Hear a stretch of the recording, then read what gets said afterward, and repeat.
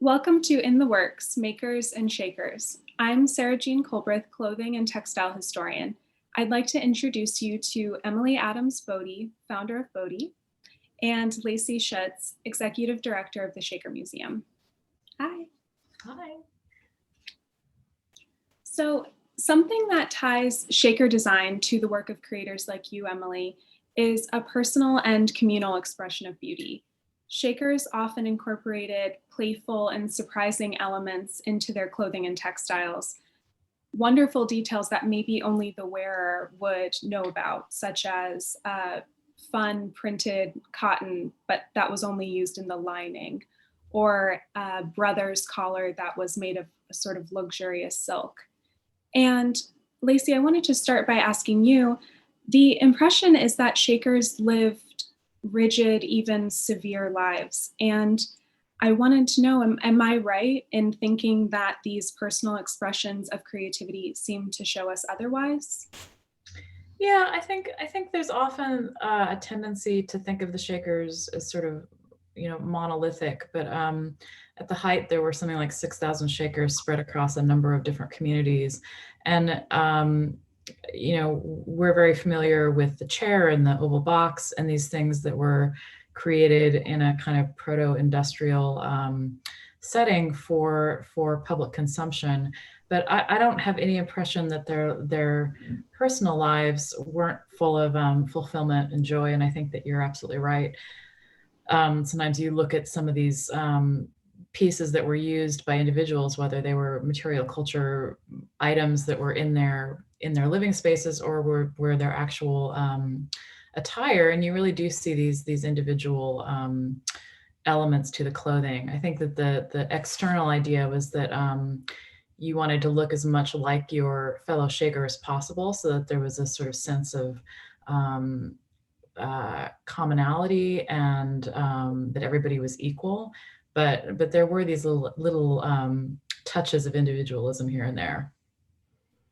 And Emily, I feel like your clothes are the result of a similar perspective, that the wearer feels intimately connected to the garment in a way that isn't always overt, right? So you can look at one of your jackets, for example, and it's beautiful and really striking and unique, but maybe only the wearer knows the provenance, or that it's a log cabin quilt originally, or kind of has that more intimate knowledge of what the original textile was.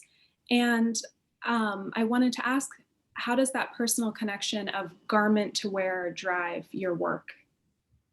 Yeah, so much of what we do is about that emotional connection. And I've always been interested in familial narratives and historical narratives. So if someone has a close relationship to something, chances are, they'll tell us that, maybe in our retail store, but a lot of times it really is an intimate relationship. So they might have had an experience with a quilt like this, in their home growing up, or it might remind them of their grandmother's summertime tablecloths or things like that. And I'm definitely intrigued and inspired by that, because I feel like it's my duty to help preserve some of these emotional responses that we have to objects and to clothing, but also to preserve the narrative and the technique behind them. And I think even more obviously, there's this sort of common feeling of playfulness. I'm thinking of, for example, this Shaker table mat that's in the Shaker Museum collection that is, I think it's called the dollar mat, because the little circles are roughly the size of what was a dollar then. And it's very playful and tactile and has some movement. And that was a utilitarian object. It was something that you used when you were eating, or something that they maybe sold in the stores that they had. And it reminds me so much, Emily, of you have a jacket in your fall 2020 collection that has that same sort of movement and kind of, these sort of circles that draw your eye up and down the jacket. And I think that the Shakers are maybe not known for that. And I feel like that's something that when you're looking at, for example, the catalog on the Shaker Museum, it sort of stands out as being really kind of more fun than you'd think. But I just feel like your work is sort of similar. It has a playful feeling and mentality. No, thank you. I mean, so for that jacket in particular, I mean, that mat has always inspired me, and I've always wanted to do that as a jacket. And then, you know, the colors and tones from that mat definitely played into this collection. And the circles, so the jacket you're talking about it's made from, you know, crocheted yo-yos, and it has a really beautiful history in that women, you know, as women were entering into the workforce more and more, yo-yos were a really beautiful way to be able to continue to craft throughout the day and not have to carry around, you know, a massive quilt with you. And so you could do little medallions and, you know, on the way to work, or maybe if you're doing something else. And that fits so beautifully into the Shaker narrative too. I was reading once that, you know, if someone was using their feet often for, you know, something in the kitchen or churning, or that often women would knit. So they were almost doing like two practices at once. And I think that's a really beautiful way of thinking about craft, that, you know, your hands are busy, but it's, I don't know, it's really nice. Hands to work, hearts to God. Yeah. Yeah. That's actually a perfect sort of segue into something else that I was thinking about that I wanted to ask you both about. That Emily, I heard you describe a jacket once as you sort of said, you know, up until it came to me or came to us, there wasn't a machine stitch on this, and it was our use of the sewing machine that sort of made it into a utilitarian object. It could be worn now. And your clothes honor handcraft and the beauty of tradition, but I think you also understand that new technology can be embraced simultaneously and when needed. And how do you, I guess what I'm wondering is, how do you balance the celebration of old textiles while growing as a company and embracing these new technologies? Right. Yeah, that's important, because I mean, we do still offer quite a bit of hand embroidery and hand sewing, especially with our work that we do in India, you know, in terms of like kantha stitching and cross stitching. But I don't know, I think that technological advances, especially in the world of knitting, or, you know, maybe a specific craft technique, has really allowed us to tell the narrative to a larger audience, and to really dive deeper into a product that we want to celebrate, or an idea that we want to celebrate. So one item is the yellow coverlet trousers. We did a couple of different styles in this fabrication this season, and the coverlet, it's an overshot loom, and we reproduced this at a upholstery mill. So instead of doing this on a hand loom, we did it at an upholstery mill on a machine loom, and we were able to do, you know, a silk linen base, and then still have the wool design, you know, the geometric design. And, you know, this was in part so that we could have a more wearable item, you know, as a thinner material that really works well for men, and you can do trousers and outerwear and suit jackets and whatever, but it's quite durable. You know, the idea of, you know, the rot or whatever won't happen so much. And I don't know, that was one way that we use technology. And if you look at, you know, some of the Shaker looms and the overshot looms, and you look at this piece, they evoke the same pattern and, you know, the same idea. And so we can tell that narrative through this fabrication, even though it was used on, you know, on a machine. Right. And to tell it in a way that makes more sense with clothing, because it's no longer just going to be on your bed, it's going to be on your body. So it needs to serve a different purpose. Right. Same with embroidery too. You know, sometimes it makes sense for us to do it as a machine embroidery than by hand. Maybe if it's on a trouser or wherever it might land on your clothing. And I think that mentality of sort of taking advantage of technology is absolutely something that's central to the Shaker way of life. I think they absolutely were open to incorporating machines and new inventions to make work faster and more effective.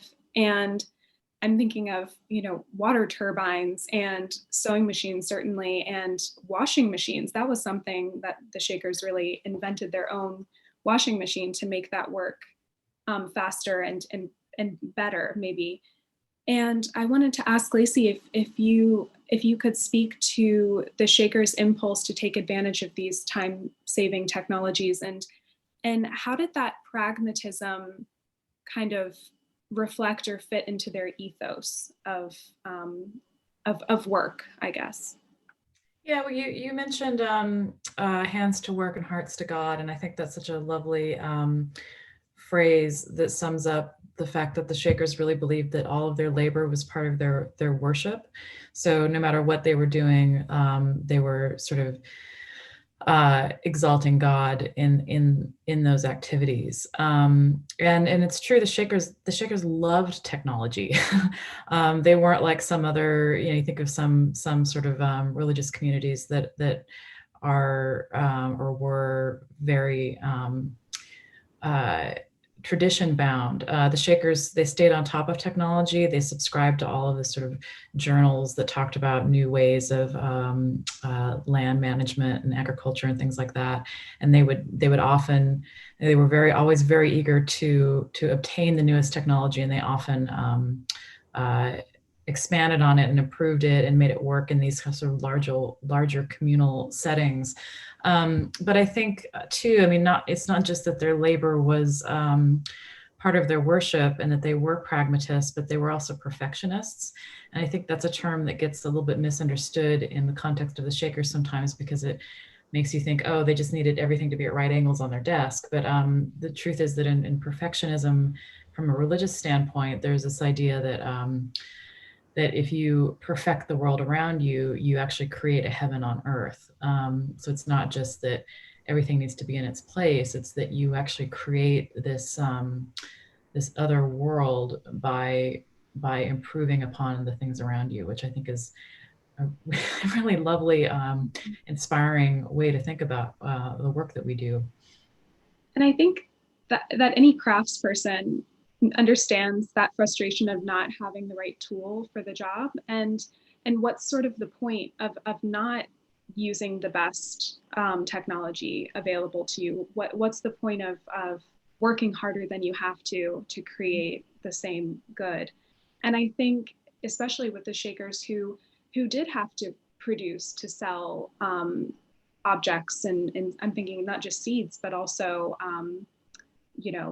cloaks and textile objects, so that income could support these new technologies that they needed to live.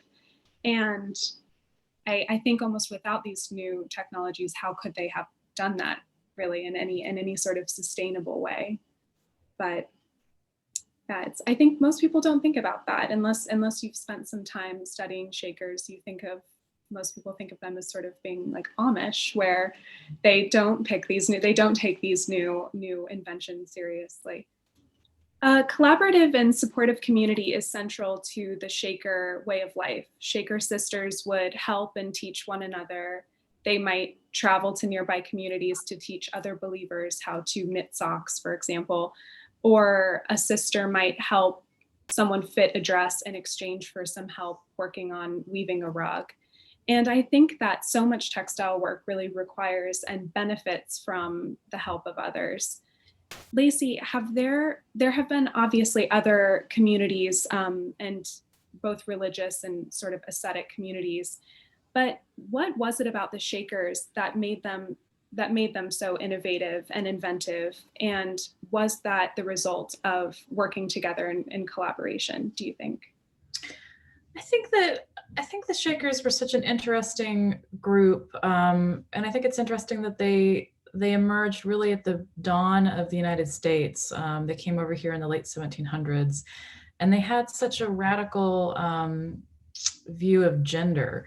They were founded by a woman, and they allowed women to be full participants in their communities, and they really did that through the celibacy, which I think a lot of people don't understand, that in an era before any kind of birth control was really available, it would have been very hard for a woman to get an education, start a business, spend time thinking and writing and lecturing and things like that, and pursuing craft. And I think that actually the fact that they didn't marginalize half of their half of their constituency, that all of the people, men and women, were actively involved in making the communities better, is one of the things that makes them so extraordinary and gave them this incredible energy to innovate and invent and make all of these beautiful objects. Mm-hmm. We'll come back to the women's role in the Shaker community, because I think that's really so interesting. But I wanted to ask you first, Emily, when I think of your studio, I sort of think of a workshop or almost like a sewing circle. Every time I visited, there's one person sewing buttons next to a person who's mending, and then everyone's sort of laughing and talking while working. And how important is this community and sort of collaboration to your work?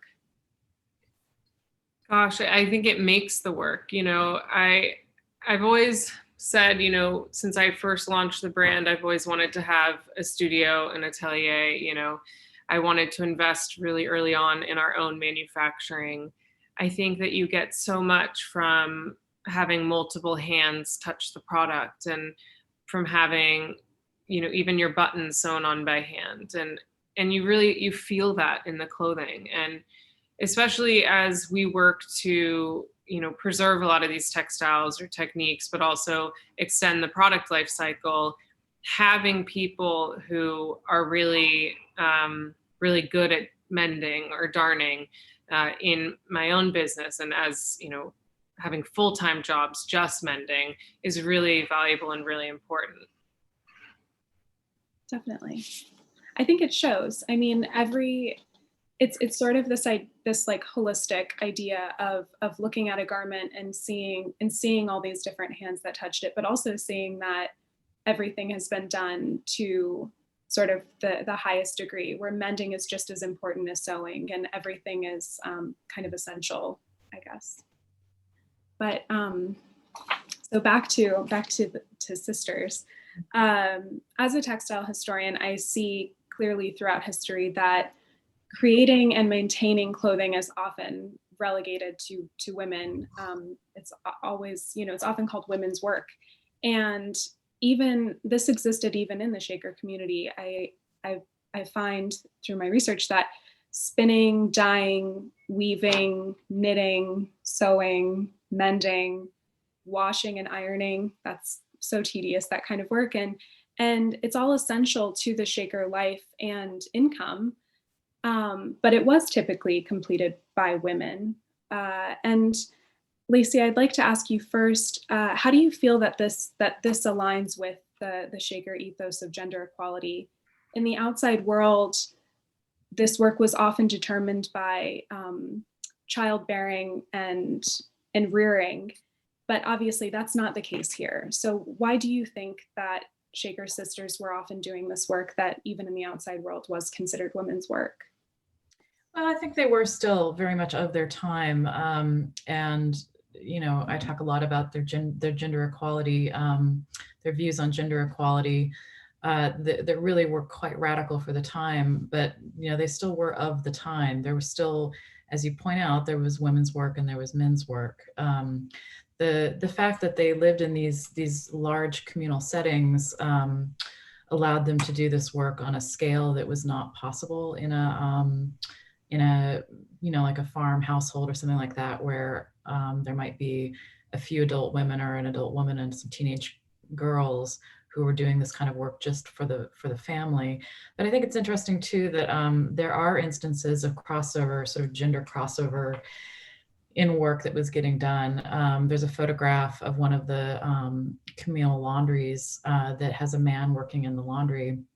And there's certainly journal entries where if there was a hard rain coming, or maybe there'd been a flood, the women would all get out into the fields and do what was otherwise thought of as men's work. So it's not that they didn't cross over. There was also in the 1920s and 1930s, as the communities were in decline, one of the last remaining chair workshops was actually run by a woman.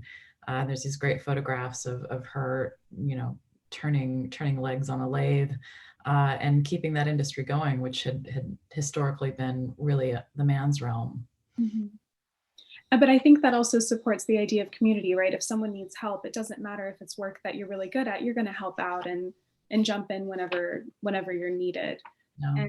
And I think maybe that's not something that would have existed outside of the Shaker community, because you wouldn't need to be so collaborative to succeed as a community.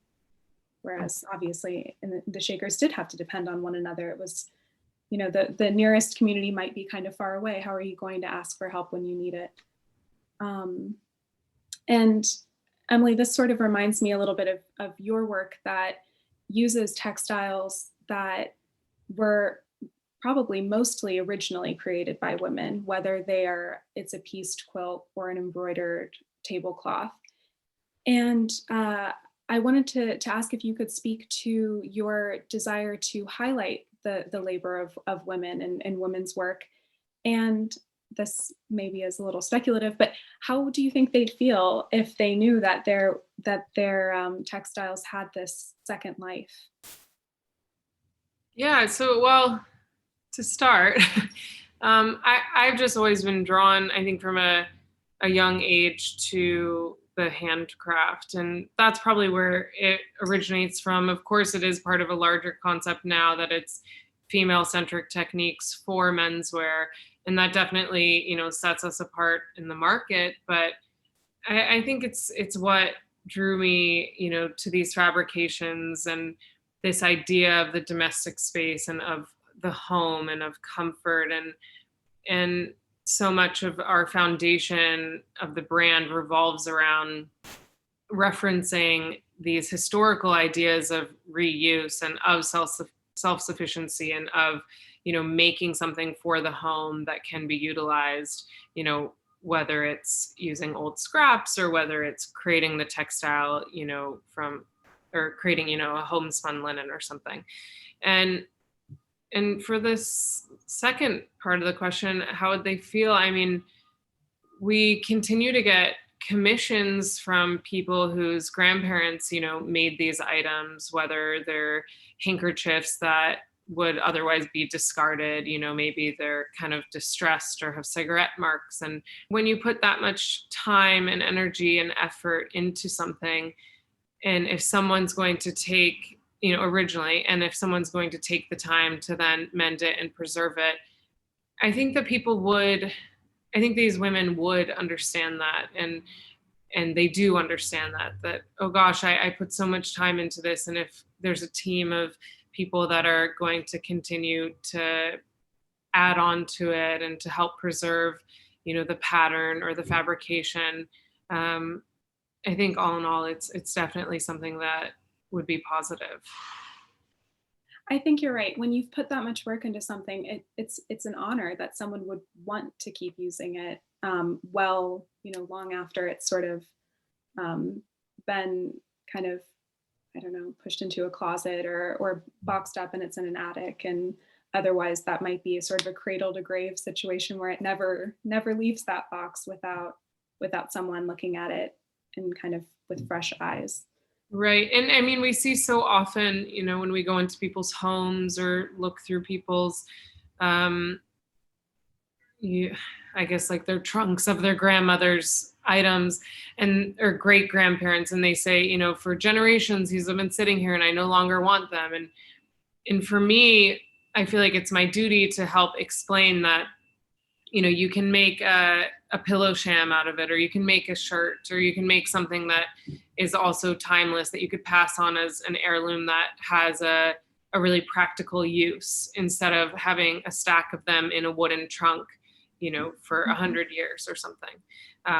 Or I can explain also, how to wash it or frame it or use it in some way that doesn't involve cutting or changing the original intent of it. And I guess maybe the last thing that we could talk about or should talk about is this idea of beauty and utility, and maybe how do you feel that both your work, Emily, and also the kind of legacy of the Shakers concepts of finding beauty and utility and beauty in everyday practice and chores, and also community time and time that you spend singing and dancing and enjoying one another's company. What do you think we're facing? Do you think that that's something that people are going to feel more excited about, that they've been missing it, or do you think that I guess what do you think for the future after this pandemic and after spending so much time in isolation? Even if you're spending your time in isolation quilting and crafting, it's still by yourself, and it's a different feeling for sure. Yeah, I think there of course is this return to craft, right? That's happening quite a bit. And I think people are also looking at their lives and what they're doing with their time and the objects that they're collecting in their home.